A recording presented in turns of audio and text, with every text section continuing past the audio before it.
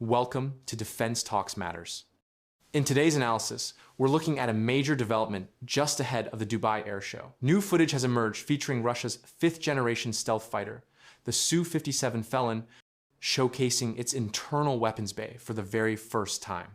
This moment has captured global attention, not just for what it reveals about Russian air power, but also for what it signals about the growing competition in next-generation fighter technology. The footage shows the Su-57 prototype, designated T-5099, carrying a combination of air-to-air and air-to-surface weapons. Inside its internal weapons bay, two R-74M2 short-range air-to-air missiles can be seen, along with a pair of Kh-58 USK anti-radiation cruise missiles. These Kh-58 variants are designed for destroying enemy radar systems and air defense positions. They have a maximum range of around 200 kilometers and can reach speeds up to Mach 3. The newer versions feature folding wings and wideband seekers, allowing them to fit seamlessly into the Su-57's internal carriage while maintaining its stealth profile.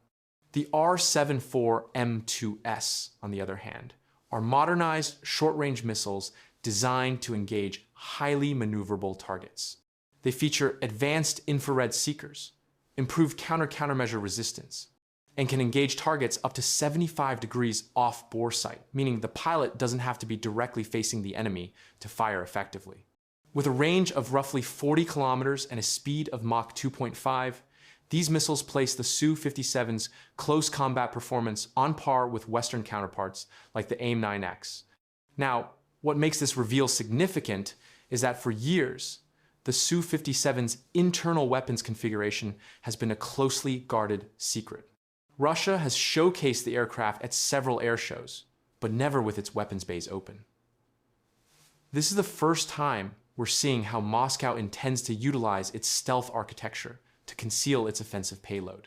From a design perspective, the Su-57 represents Russia's effort to bridge the gap between Western fifth-generation fighters like the F-22 Raptor and F-35 Lightning II, while keeping production and maintenance costs practical.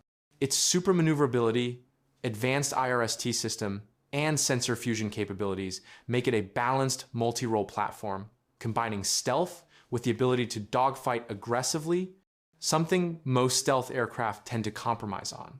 However, there are challenges too. The Su-57's engine visibility from the front has long been a topic of debate. The air intake design exposes part of the engine's compressor blades, increasing radar cross-section. Russian engineers have reportedly been working on radar blockers and modified intakes to reduce that exposure, bringing it closer to Western stealth standards. The upcoming Izdeliye 30 engines, expected to replace the current AL-41Fs, will also provide greater thrust, fuel efficiency, and lower infrared signature essential features for maintaining stealth in modern air combat. The Su-57 is not just about the fighter itself, it's about an entire ecosystem of integrated systems. Russia is developing it alongside the S-70 Okhotnik B stealth drone, designed for loyal wingman operations. This pairing allows the Su-57 to command drones in reconnaissance and strike missions, expanding its situational awareness and attack range.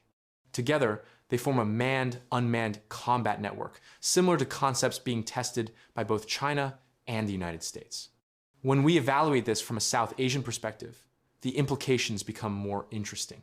While India was initially part of the Su-57 program under the FGFA project, it eventually pulled out due to disagreements over cost, technology sharing, and concerns about the aircraft's stealth profile. However, the Indian Air Force continues to explore options for fifth-generation platforms, including potential imports or indigenous development through the AMCA program. For Pakistan, developments like these highlight how rapidly fifth-generation technologies are reshaping global air power. Pakistan's partnership with China already gives it access to next-generation systems, particularly through the J-31, J-35 fighter program, an aircraft comparable to the Su-57's stealth and electronic capability, but more aligned with Pakistan's operational doctrine and interoperability needs. What's clear is that the Su-57, despite its challenges, represents a major step forward in Russian aviation. capable of carrying a wide range of weapons internally, from precision strike munitions to hypersonic missiles like the KH-47 M2 Kinzhal or future Zircon derivatives.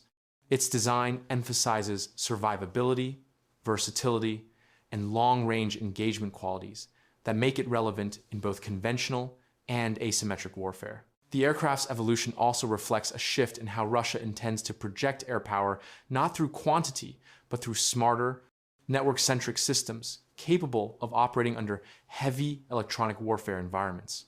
In conclusion, the Su-57's internal weapons bay reveal marks a new phase in its development, a public demonstration of capability and confidence.